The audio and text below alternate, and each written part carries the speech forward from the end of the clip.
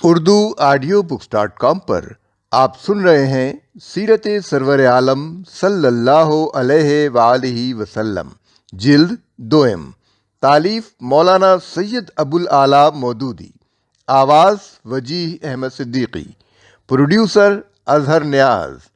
باب 12 حصہ 2 اوس و خزرج کی ابتدائی تاریخ۔ 450 یا 451 عیسوی میں سد مارب کے پھٹنے سے جو سیلاب عظیم یمن میں برپا ہوا تھا، اس کی وجہ سے قوم سبا کا ایک شخص عمرو بن عامر اپنے بال بچوں کو لے کر شمال کی طرف منتقل ہو گیا تھا۔ اس کے ایک بیٹے جفنہ کی اولاد شام کے علاقے میں آباد ہوئی اور غسان کے نام سے اس نے شہرت پائی۔ دوسرے بیٹے حارثہ نے حجاز کے پہاڑوں اور بحر احمر کے ساحل کے درمیان اس طویل میدانی علاقے میں سکونت اختیار کی جو تہامہ کہلاتا ہے۔ اس کی اولاد خزاعہ کے نام سے مشہور ہے۔ تیسرے بیٹے ثعلبہ کی اولاد میں ایک شخص حارثہ تھا، جس کے 2 بیٹے ایک ہی بیوی قیلہ کے بطن سے تھے۔ ایک کا نام اوس تھا، دوسرے کا خزرج۔ ان کی اولاد یثرب یعنی مدینے میں جا کر آباد ہوئی، جہاں پہلے سے یہودی قبضہ جمائے ہوئے تھے۔ ایک مدت تک یہودیوں نے اوس اور خزرج کی اولاد کو اصل شہر اور اس کی سرسبز و شاداب زمینوں میں نہ گھسنے دیا، اور یہ لوگ اطراف کی بنجر زمینوں میں تنگی و ترشی کے ساتھ زندگی بسر کرتے رہے۔ آخر کار انہوں نے اپنے ہم نسب غسانیوں سے مدد مانگی۔ وہ فوج لے کر آئے اور یہودیوں کو زبردستی شہر سے نکال کر اوس و خزرج کو اس پر قبضہ دلایا۔ یہودیوں کے 2 قبیلے بنی قریظہ اور بنی نذیر اطراف شہر میں بسنے پر مجبور ہوئے، اور ایک قبیلے بنی قنیقہ نے قبیلے خزرج کی پناہ لے کر شہر کے ایک محلے میں سکونت اختیار کی۔ بنی قریظہ اور بنی نذیر نے جب دیکھا کہ ان کا حریف قبیلہ بنی قنیقہ خزرج کا حلیف بن گیا ہے، تو انہوں نے قبیلہ اوس سے معاہدہ کر کے اس کو اپنا حلیف بنا لیا۔ اس کے بعد اوس اور خزرج پونے 200 برس تک یہودیوں کے ساتھ ایک ہی شہر اور اس کے نواح میں آباد رہے۔ اس دوران میں یہ دونوں عرب قبیلے ہم نسب ہونے کے باوجود اور آپس میں شادی بیاہ کے رشتے ہونے کے باوجود جاہلیت کی بنا پر خود بھی باہم لڑتے رہے، اور یہودی قبیلے اپنے اپنے حلیف قبیلوں کو ایک دوسرے سے لڑاتے بھی رہے، کیونکہ ان کی آپس کی جنگ ہی میں وہ اپنی خیر دیکھتے تھے اور ان کے اتحاد کو اپنے لیے موت کا پیغام سمجھتے تھے۔ اس طرح پونے 2 صدیوں میں ان کے درمیان چھوٹی موٹی لڑائیوں کے علاوہ 11 خوریز مارکے برپا ہوئے، جن میں سے آخری مارکہ یوم بعث ہجرت سے صرف 5 سال پہلے یعنی 8 بعد بعثت مطابق 618 عیسوی پیش آیا تھا، اور دونوں قبیلوں کے بڑے بڑے سردار اس میں مارے گئے تھے۔ ابن سعد کے بیان کے مطابق جنگ بعث ہجرت سے 6 سال پہلے ہوئی تھی۔ بعث ایک مقام یا گڑھی یا مزرعے کا نام تھا جو بنی قریظہ کے قریب مدینے سے 2 میل پر واقع تھا۔ جنگ میں ایک طرف قبیلہ اوس تھا، جس کا سردار حضرت اسید رضی اللہ عنہ بن محذیر کا باپ حذیر تھا، اور بنی قریظہ و بنی نذیر اس کے ساتھ شریک جنگ تھے۔ دوسری طرف قبیلہ خزرج تھا، جس کا رئیس عمرو بن نعمان بیاضی تھا، اور یہود بنی قنیقہ کے اس کے ساتھ تھے۔ اوس کو لڑائی میں فتح ہوئی، مگر دونوں فریقوں کو اتنا نقصان پہنچا کہ ان کے سوچنے سمجھنے والے لوگ یہ محسوس کرنے لگے کہ اگر ہم اسی طرح ایک دوسرے کے دشمن رہے تو لڑتے لڑتے ختم ہو جائیں گے۔ لیکن ان لڑائیوں بھڑائیوں کے باوجود اہل مدینہ پر یہودیوں کا مذہبی اثر اتنا زیادہ تھا کہ جس عورت کے بچے پیدا ہو کر مر جاتے، وہ منت مانتی تھی کہ اب جو بچہ پیدا ہوگا اسے یہودی بناؤں گی۔ اس صورتحال کا ذکر ابن جریر نے اپنی تفسیر میں حضرت عبداللہ رضی اللہ تعالیٰ عنہ بن عباس کے حوالے سے کیا ہے۔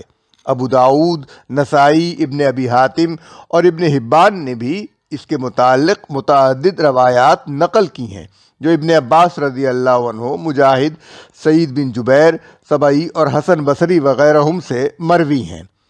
اس تاریخی پس منظر کے اثرات، یہ مختصر تاریخی حالات جو بیان کیے گئے ہیں ان کی وجہ سے اوس و خزرج پر 3 اہم اثرات مترتب ہوئے تھے جنہوں نے دوسرے تمام عرب قبائل کے برعکس ان کو قبول اسلام کے لیے ذہنی طور پر پہلے ہی مستعد کر رکھا تھا، اور اس کا موقع سامنے آتے ہی انہی اسباب کی وجہ سے یہ لوگ اس دین اور اس کے داعی سیدنا محمد صلی اللہ علیہ وآلہ وسلم کی طرف اس طرح لپکے جیسے پیاسا پانی کی طرف لپکتا ہے۔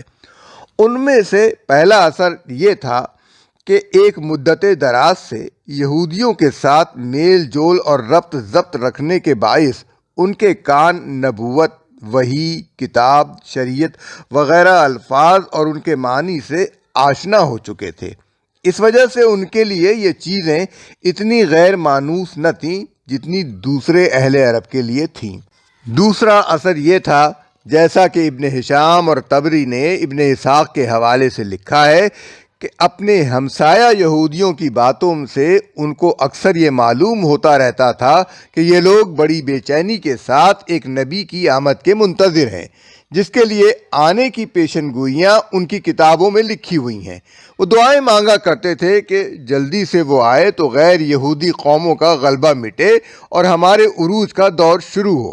خصوصیت کے ساتھ جب کبھی اوس و خزرج کے ساتھ ان کی خصومت ہوتی تو وہ کہتے تھے کہ عنقریب ایک نبی آنے والا ہے، جب وہ آئے گا تو ہم اس کی پیروی کریں گے اور اس کے ساتھ ہو کر تم کو ایسا ماریں گے جیسا عاد و ارم مارے گئے تھے۔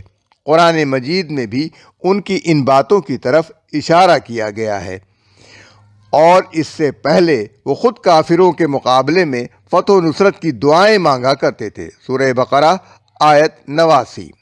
یہودیوں کی ان باتوں سے اوس و خزرج کے لوگوں میں یہ جذبہ پیدا ہو گیا تھا کہ اگر وہ نبی آئے تو سب سے پہلے آگے بڑھ کر وہی اس کی پیروی اختیار کر لیں تاکہ یہودی ان پر سبقت نہ لے جانے پائیں۔ تیسرا اثر یہ تھا کہ اپنی تباہ کن خانہ جنگی سے وہ بہت تنگ آئے ہوئے تھے اور کسی ایسی قیادت کے طلبگار تھے جو ان میں وحدت و اخوت پیدا کر دے۔ قرآن مجید میں ان کی اس حالت کی طرف بھی اشارہ کیا گیا ہے، اور تم آگ سے بھرے ہوئے ایک گڑھے کے کنارے پر تھے، اللہ نے اس سے تمہیں بچایا۔ سورہ آل عمران آیت 103۔ اپنی اسی مصیبت کا علاج کرنے کے لیے اہل مدینہ یہاں تک تیار ہو گئے تھے کہ خزرج کے رئیس عبداللہ بن ابی کو اپنا بادشاہ بنا لے تاکہ ان کا یہ آپس کا تفرقہ مٹے اور ایک شخص کی ریاست پر وہ سب جمع ہو جائیں۔ ان حالات میں آخر کار وہ نعمت ان کے سامنے آ گئی جس کے در حقیقت وہ طلبگار تھے۔ ابن ہشام جلد 2 صفحہ 234۔ مدینے کے اولین شخص کی حضور صلی اللہ علیہ وآلہ وسلم سے ملاقات۔ ابن ہشام اور طبری نے ابن اسحاق سے عاصم بن عمر بن قتادہ انصاری کی یہ روایت نقل کی ہے کہ مدینے کے سب سے پہلے شخص جو رسول اللہ صلی اللہ علیہ وآلہ وسلم سے ملے وہ سوید بن صامت تھے۔ وہ اپنی لیاقت، بہادری، شعر و سخن اور شرف و نسب کی بنا پر اپنی قوم میں کامل کہلاتے تھے۔ ابن سعد نے تشریح کی ہے کہ جو شخص اپنی قوم میں باعزت اور صاحب عقل و رائے ہوتا، لکھنا پڑھنا بھی جانتا، تیر اندازی اور تیراکی میں بھی ماہر ہوتا، اس کو جاہلیت کے زمانے میں کامل کہا جاتا تھا۔ طبقات جلد سویم صفحہ 3 تا 6۔ رسول اللہ صلی اللہ علیہ وآلہ وسلم سے ان کی رشتہ داری بھی تھی۔ ان کی ماں لیلہ بنت عمرو حضور صلی اللہ علیہ وآلہ وسلم کے دادا کی والدہ سلمہ بنت عمرو کی سگی بہن تھیں۔ وہ حج یا عمرے کے لیے مکے آئے تو رسول اللہ صلی اللہ علیہ وآلہ وسلم اپنے قاعدے کے مطابق ان سے ملے اور ان کے سامنے اپنی دعوت پیش کی۔ انہوں نے کہا شاید آپ صلی اللہ علیہ وآلہ وسلم کے پاس بھی وہی چیز ہے جو میرے پاس ہے۔ حضور صلی اللہ علیہ وآلہ وسلم نے پوچھا آپ کے پاس کیا چیز ہے؟ انہوں نے کہا مجلہ لقمان یعنی حکمت لقمان۔ حضور صلی اللہ علیہ وآلہ وسلم نے فرمایا وہ مجھے سنائیے، انہوں نے اسے پڑھ کر سنایا۔ آپ صلی اللہ علیہ وآلہ وسلم نے فرمایا یہ اچھا کلام ہے، مگر میرے پاس جو چیز ہے وہ اس سے افضل ہے، وہ قرآن ہے جو اللہ تعالیٰ نے مجھ پر نازل کیا ہے، وہ ہدایت اور نور ہے۔ پھر حضور صلی اللہ علیہ وآلہ وسلم نے ان کو قرآن سنایا اور اسلام کی طرف دعوت دی۔ انہوں نے اس سے بودھ نہ کیا اور کہا فی الواقع یہ ایک اچھا کلام ہے۔ اس کے بعد وہ مدینے واپس گئے اور کچھ مدت بعد خزرج نے انہیں قتل کر دیا۔ یہ جنگ بعاث سے پہلے کا واقعہ ہے۔ بلادری نے انصاب الاشراف میں لکھا ہے کہ سویت کے قتل ہی پر جنگ بعاث برپا ہوئی تھی۔ مدینے کے ایک دوسرے وفد سے ملاقات۔ ابن ہشام اور طبری نے محمد بن اسحاق کی یہ روایت نقل کی ہے کہ جنگ بعاث سے پہلے جبکہ اوس و خزرج کے درمیان عداوت کی آگ بھڑک اٹھنے کے لیے تیار تھی، اوس کی ایک شاخ بنی عبد الاشہل کا ایک وفد ابو الحصیر یا ابو الحصیر انس بن رافع کی قیادت میں مکے آیا تاکہ خزرج کے مقابلے میں قریش کو اپنا حلیف بنانے کی کوشش کرے۔ رسول اللہ صلی اللہ علیہ وآلہ وسلم کو ان لوگوں کی آمد کا علم ہوا تو آپ ان سے ملنے کے لیے تشریف لے گئے اور ان سے فرمایا کیا تم اس چیز سے بہتر چیز قبول کرنا پسند کرو گے جس کے لیے تم آئے ہو؟ انہوں نے کہا وہ کیا ہے؟ آپ صلی اللہ علیہ وآلہ وسلم نے فرمایا میں اللہ کی طرف سے اس کے بندوں کی طرف بھیجا ہوا رسول ہوں، ان کو یہ دعوت دینے آیا ہوں کہ اس کے سوا کسی کی بندگی نہ کریں اور نہ اس کے ساتھ کسی کو شریک ٹھہرائیں۔ میرے اوپر ایک کتاب نازل کی گئی ہے۔ پھر آپ صلی اللہ علیہ وآلہ وسلم نے ان کو اسلام کی تعلیمات بتائیں اور قرآن سنایا۔ وفد میں ایک نوجوان ایاس بن معاذ بھی تھے۔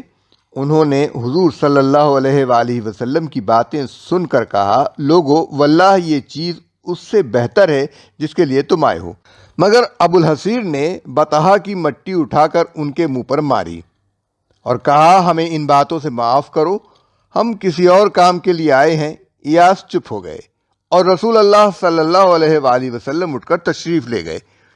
ان لوگوں کے مدینہ واپس جانے کے بعد جنگ بعاث پیش آ گئی اور اس پر کچھ زیادہ مدت نہ گزری تھی کہ ایاس کا انتقال ہو گیا۔ ان کی موت کے وقت جو لوگ موجود تھے ان کا بیان ہے کہ آخری وقت تک وہ ان کی زبان سے اللہ کی تحلیل و تکبیر اور حمد و تسبیح سنتے رہے، اس لیے ان کو اس امر میں کوئی شک نہ تھا کہ ایاس اس مجلس سے اسلام قبول کر کے آئے تھے اور انہوں نے اسلام ہی پر جان دی۔ ابن سعد نے واقعی کے حوالے سے اس واقعے کی جو تفصیلات بیان کی ہیں ان میں چند باتیں ابن اسحاق کے بیان سے زائد ہیں۔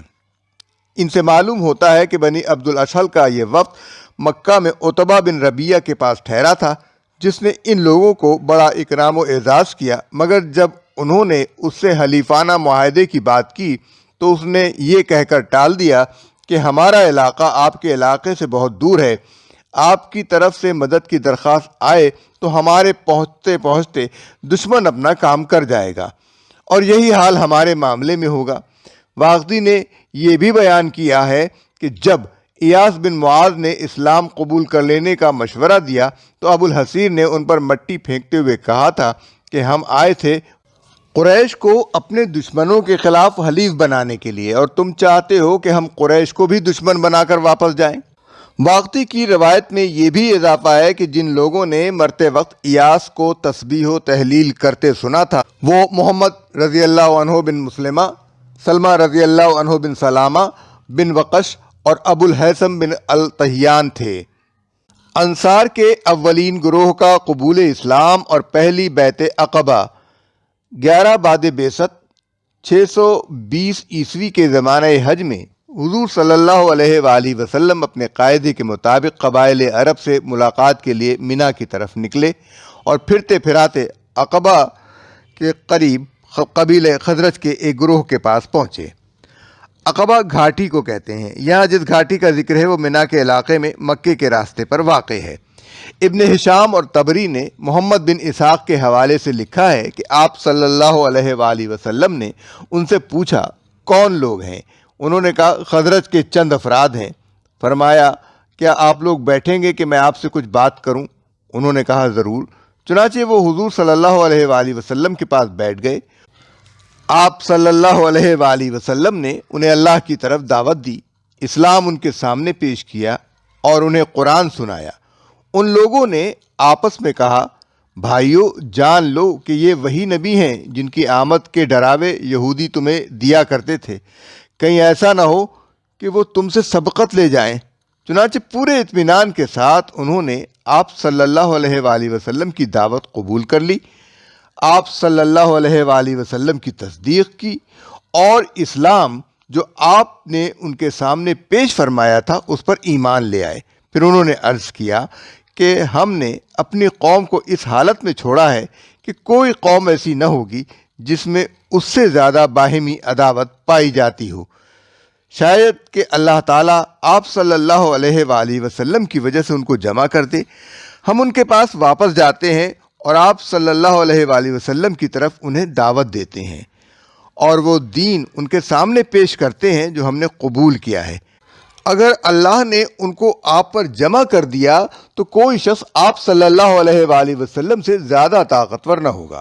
بعض روایات میں اس بات کو یوں بیان کیا گیا ہے کہ بیعت کے بعد حضور صلی اللہ علیہ وسلم نے ان لوگوں سے فرمایا، کیا تم میری پشت پناہی کرو گے تاکہ میں اپنے رب کا پیغام پہنچاؤں؟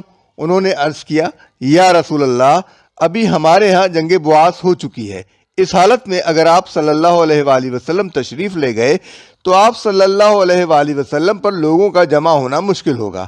فی الحال آپ صلی اللہ علیہ وآلہ وسلم ہمیں اپنے لوگوں کی طرف واپس جانے دیجیے، شاید کہ اللہ تعالی ہمارے باہمی تعلقات درست فرما دے اور ہم لوگوں کو اس چیز کی طرف دعوت دیں جس کی طرف آپ صلی اللہ علیہ وآلہ وسلم نے ہمیں دعوت دی ہے۔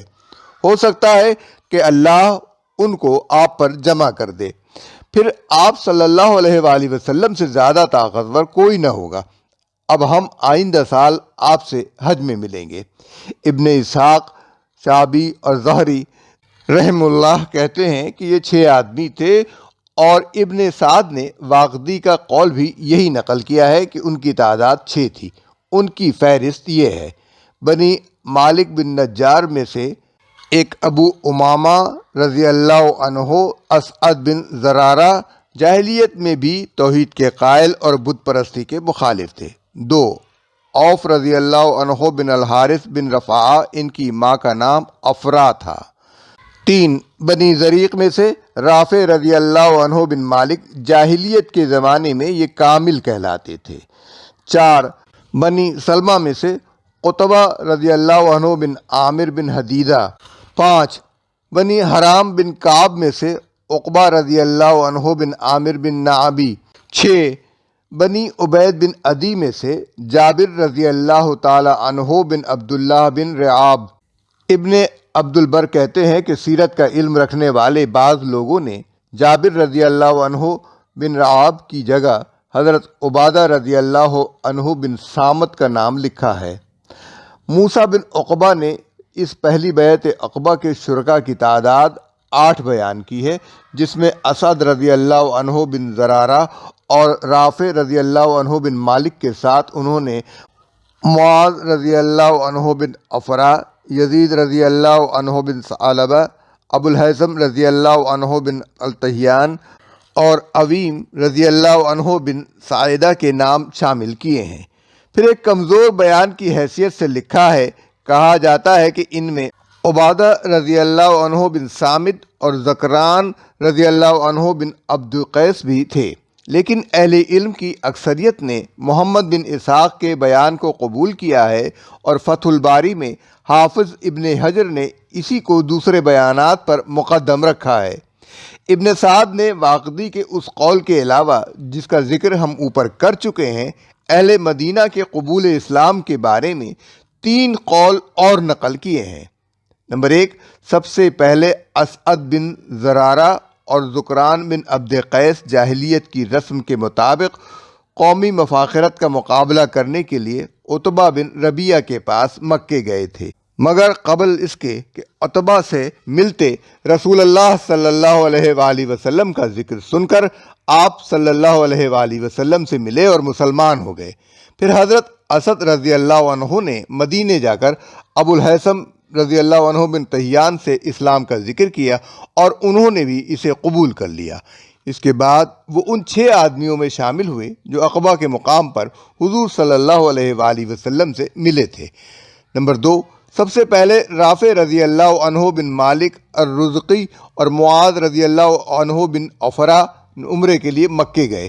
وہاں انہوں نے حضور صلی اللہ علیہ وسلم کا ذکر سنا اور آپ صلی اللہ علیہ وآلہ وسلم سے ملاقات کر کے اسلام قبول کر لیا۔ نمبر 3، منی میں حضور صلی اللہ علیہ وآلہ وسلم سے مدینے کے 6 آدمیوں کی نہیں بلکہ 8 آدمیوں کی ملاقات ہوئی تھی۔ یہ 8 آدمی وہی ہیں جن کے نام ہم نے موسیٰ بن عقبہ کے حوالے سے اوپر درج کیے ہیں۔